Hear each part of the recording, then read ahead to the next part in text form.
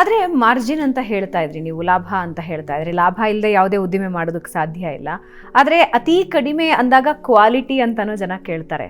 Quality ಕಡಿಮೆ ಇರುತ್ತೇನೋ, ಅದಕ್ಕೆ ಕಡಿಮೆ ಕೊಡ್ತಿದ್ದಾರೇನೋ ಅಂತ. ಆದರೆ DS Max ಅಲ್ಲಿ ಬದುಕ್ತಾ ಇರೋ ಜನರನ್ನ ಕೇಳಿದಾಗ ಕ್ವಾಲಿಟಿಯಲ್ಲಿ ನೋ ಇಶ್ಯೂಸ್. ಅದು ಹೆಂಗೆ ಮ್ಯಾನೇಜ್ ಮಾಡ್ತಿದ್ದೀರಾ? ಲಾಭದ ಕತೆ ಏನು? ಒಂದು ಅದೇ ಹೇಳ್ತೀನಲ್ರಿ, ಈಗ ನಾನು ಆವಾಗಲೇ ಹೇಳಿದೆ, ಒಂದು ಸಿಂಪಲಾಗಿ ಹೇಳಿದೆ, ಸೀಕ್ರೆಟ್ ಅಂತ ಹೇಳಿದೆ. ಓಕೆ, ಇವತ್ತು ನಾನು ಕ್ವಾಲಿಟಿ ಕೊಟ್ಟಿಲ್ಲಪ್ಪ ಅಂದರೆ 45,000 ಮನೆ ಡೆಲಿವರಿ ಮಾಡೋಕ್ಕಾಗ್ತಿರಲಿಲ್ಲ. ನಾನು ಒಂದೇ ಪ್ರಾಜೆಕ್ಟ್ಲಿ ಔಟ್ ಆಗಿಬಿಡ್ತಾ ಇದ್ದೆ.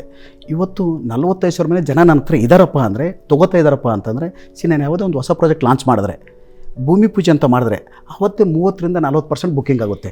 30-40% ಬುಕ್ಕಿಂಗ್ ಆಗುತ್ತೆ. ಈಗ ಅಕಸ್ಮಾತ್ ಒಂದು 500 ಫ್ಲಾಟ್ ಅಂತಂದರೆ ಅದರಲ್ಲಿ 100-150 ಫ್ಲಾಟ್ ಸೇಮ್ ಡೇ ಬುಕ್ಕಿಂಗ್ ಆಗುತ್ತೆ. ಅಂದರೆ ಆ 150 ಜನ ಬುಕ್ ಮಾಡಬೇಕಪ್ಪ ಅಂದರೆ ಅವ್ರು ಸುಮ್ಮನೆ ಬಂದು ಬುಕ್ ಮಾಡಲ್ಲ. ಅವ್ರು ಮಾರ್ಕೆಟ್ ಬಗ್ಗೆ ಸ್ಟಡಿ ಮಾಡಿರ್ತಾರೆ, DS Max ಬಗ್ಗೆ ಸ್ಟಡಿ ಮಾಡಿರ್ತಾರೆ, ಯಾರು ಕ್ವಾಲಿಟಿ ಕೊಡ್ತಾರೆ, ಯಾರು ಪ್ರೈಸಿಂಗ್ ಕೊಡ್ತಾರೆ, ಯಾರು delivery time to time delivery ಕೊಡ್ತಾರೆ, ಅದನ್ನೆಲ್ಲ ನೋಡಿಕೊಂಡು ಇವತ್ತು ಬಂತಾರೆ. ಕ್ವಾಲಿಟಿಯಲ್ಲಿ ನೋಡ್ಕೊಂಡ್ರೆ ನಾನು ಅವಾಗಲೇ ಹೇಳ್ದಂಗೆ ಏನು ಕ್ವಾಲಿಟಿ ಯೂಸ್ ಮಾಡಬೇಕು, A ಗ್ರೇಡ್ ಕ್ವಾಲಿಟಿ ಅಂತ ಏನಿದ್ದಾವೆ. ಆಮೇಲೆ ಅವ್ರು ಬಂದಾಗ ನನಗಿದಿಲ್ಲಪ್ಪ ಅಂತ ಫೀಲ್ ಆಗಬಾರ್ದು. ಏನೋ ಯಾವುದೋ ಒಂದು ಅಮ್ಯುನಿಟೀಸ್. ಇವತ್ತು ಎಷ್ಟೋ ಅಪಾರ್ಟ್ಮೆಂಟ್ಗಳು ATM ಕೊಡ್ತಾ ಇದ್ದೀವಿ, ATMಗಳನ್ನು ಕೊಡ್ತಾ ಇದ್ದೀವಿ. ಈಗ EV ಬಂದಿದ್ದರಿಂದ ಎಲ್ಲ ಕಂಪಲ್ಸರಿಯಾಗಿ EV ಚಾರ್ಜರ್ ಕೊಡ್ತಾ ಇದ್ದೀವಿ. That is a part of the amenities ಅದು. ಹಾಗಾಗಿ ಕೆಲವು ಅಪಾರ್ಟ್ಮೆಂಟಲ್ಲಿ ಪ್ರಾವಿಷನ್ ಸ್ಟೋರ್ ಕೊಡ್ತಾ ಇದ್ದೀವಿ, ಅವ್ರು ಹೊರಗಡೆ ಹೋಗ್ಬೋದು. ಕೆಲವರಲ್ಲಿ ಮೆಡಿಕಲ್ ಇದು ಕೊಡ್ತಾ ಇದ್ದೀನಿ. ಹಾಗಾಗಿ ಕಾಂಪೌಂಡ್ ಹೊರಗಡೆ ಬರೋದಕ್ಕಿಂತ ಕಾಂಪೌಂಡ್ ಒಳಗೆ ಎಲ್ಲ ಸಿಗಬೇಕಾ ಕಸ್ಟಮರ್ಗೆ. ಹಾಗಾಗಿ ಆ ಒಂದು ಗ್ಯಾರಂಟಿಯಲ್ಲಿ ಕನ್ಸ್ಯೂಮರ್ ಹುಡ್ಕೊಂಡು DS Max ಬರ್ತಾ ಇದ್ದಾರೆ. ವಂಡರ್ಫುಲ್.